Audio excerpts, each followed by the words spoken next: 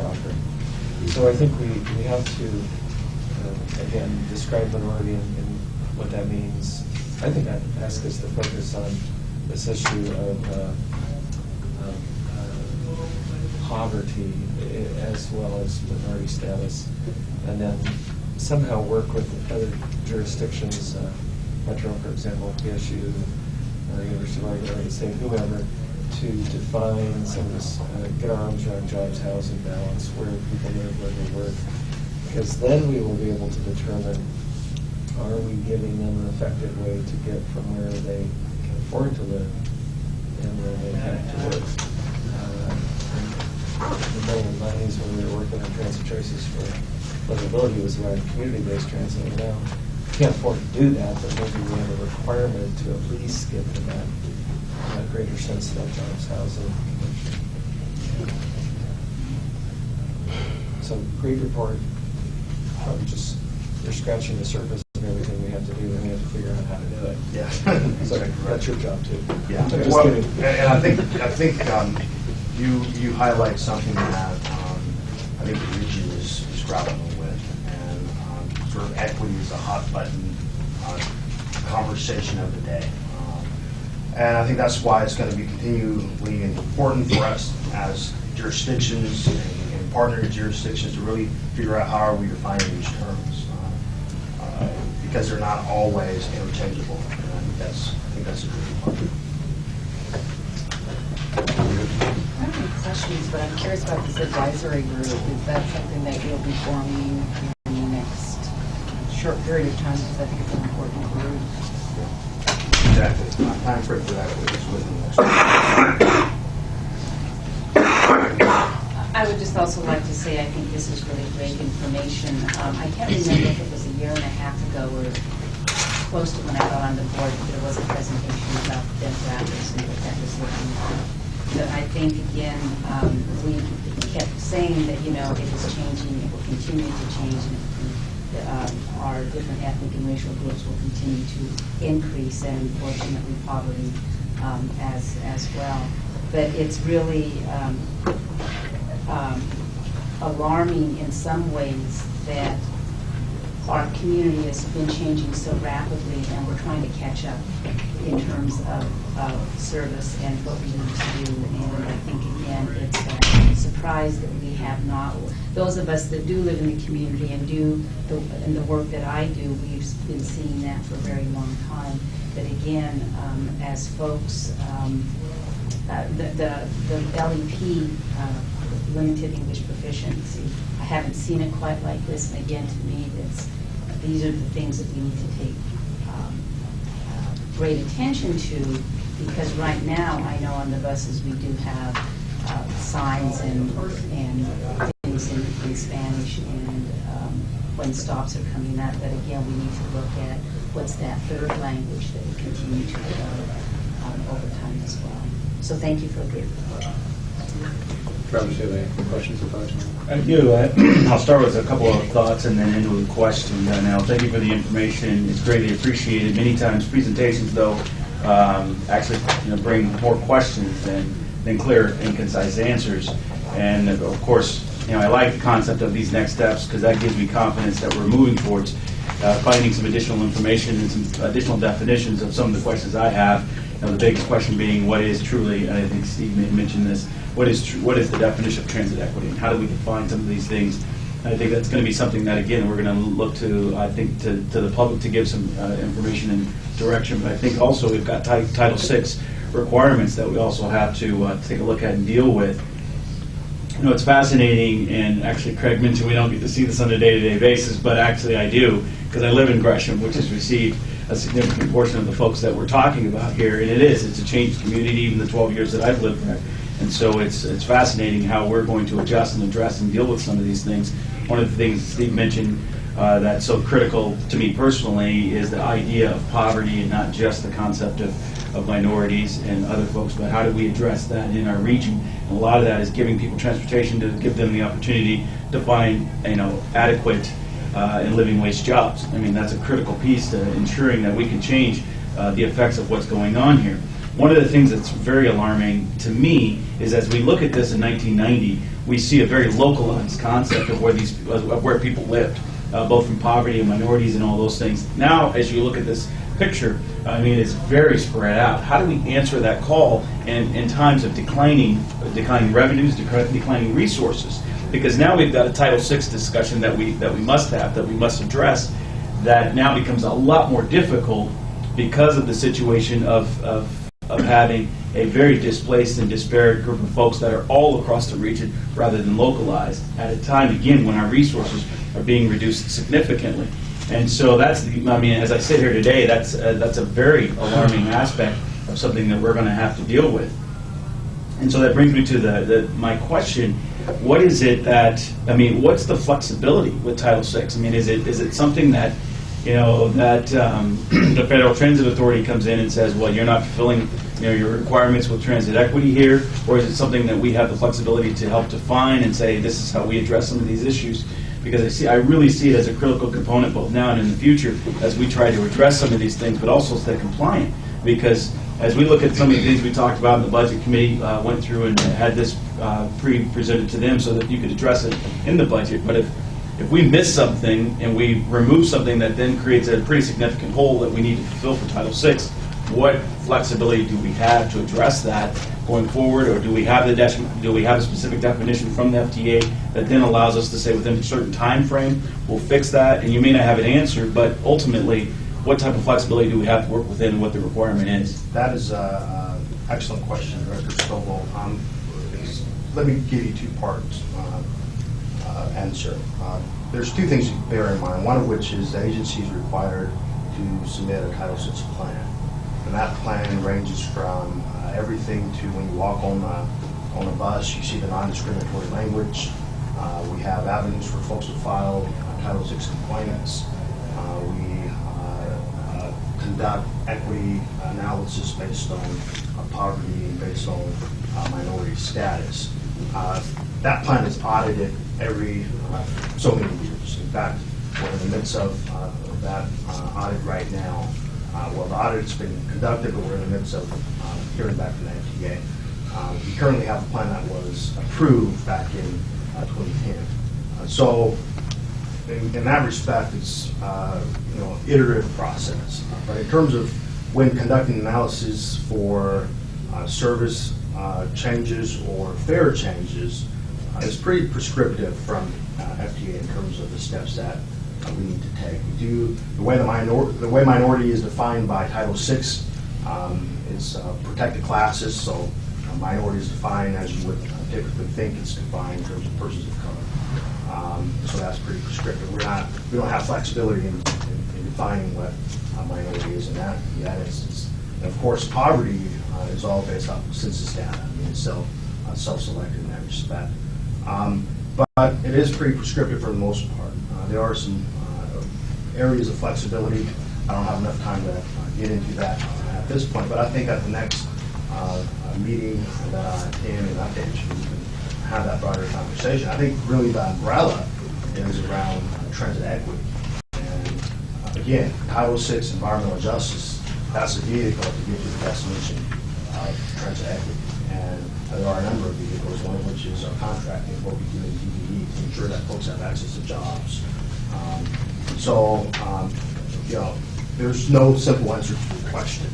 There are a lot of moving parts, I think, the challenging conversation to tackle, I think, what as a region we're experiencing. If I might just add to that, the sort of typical FTA response for us is to Trimet develop a plan, we'll approve it or not, based on, negotiate with you and comment, and then did you follow your plan? And so their general review is, did you follow your plan? And the only other thing I would add to this is that there are proposed new regulations right now that FTA is looking at related to Title VI. And it is no surprise that this particular administration is taking a bit of putting an exclamation point behind this topic and wanting to put more energy and attention into it. So it's a bit of an evolving topic in that regard as well. I have a couple quick questions. First off, the analysis you're going to do we will have it before we take action on the budget, right?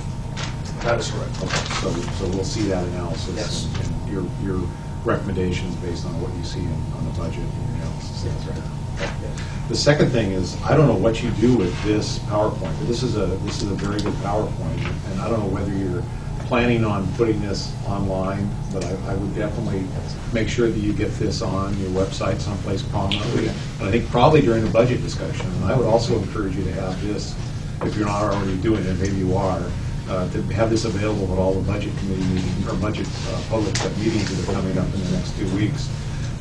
And make sure that they're aware of, people are aware that that's there for them to take a look at, because I think it is informative, instructive, and does show the challenges that we have to deal with in terms of changing demographics. So commend you on the report. Thank you very much. And look forward, unless there are other questions, I look forward to the analysis. One more quick question. Have we correlated any of this information with the prosperity plan work that was done over the last couple of years by Work Systems Inc. and the City of Portland?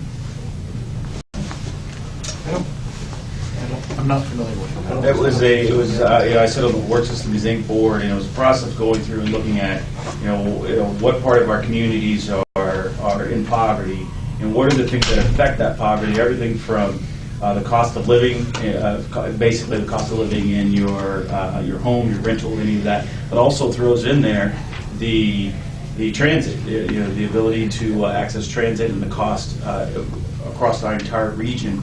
And it talks about and gives kind of a roadmap for the individual, depending on where they're living in the city, how they can get to a living wage job utilizing things like transportation, more effective transportation, more effective places where they can, and it would correlate very well with this as we look to answer some of these questions that we're talking about. Love to see that. So Andrew McGough over at Work Systems Inc., Tricia Ryan would be great resources to tap into that prosperity planner information. And just to footnote this conversation, which is, it's a very important, of course, to have this analysis related to the budget challenges that we have in front of us right now. But I think really almost more important out of it is what's the roadmap ahead for us, both in terms of direction of the fare system, that's one side, but also direction of service, and where those sorts of connections become most important for us to make as we begin to prioritize services. So I think in other cases that's important. Send that to us electronically, because we're going to be right here, maybe as well as you're on the board, we can share that with others. And then as the group gets its legs underneath it, Professor July 1st, think about what are the emerging trends that will determine the future. So we know where we have been, we know where we are today or 2010, but can we describe what might occur as we move forward, so that we can plan service in the community around what we think will occur versus what hasn't. We all have email addresses through Kelly, so it'd be great to hold it. Well, we're running a little behind, but I want to thank the staff for the presentations. I think for those of you in the audience, you can see that this board is engaged, very concerned and interested in the budget and the decisions we're going to be forced to make in the next few months. This was great information to get us there.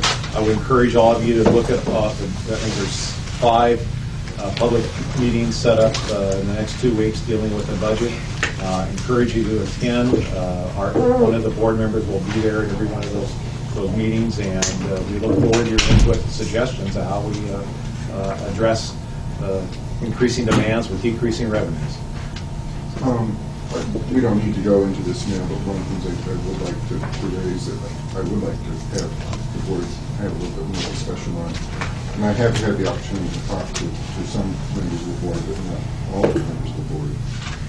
Since I've been on the board, I've been increasingly concerned about some of the tenor of the public interaction in our board meetings.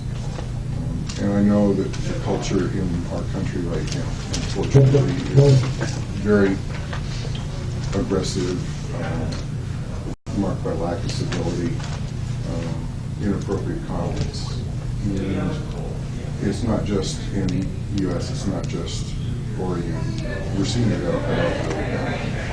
And I think this board needs to be very proactive and indicate that while we very much want a lot of public input, we want to hear people with strong feelings and strong opinions, but we'd like to hear that in a civil manner.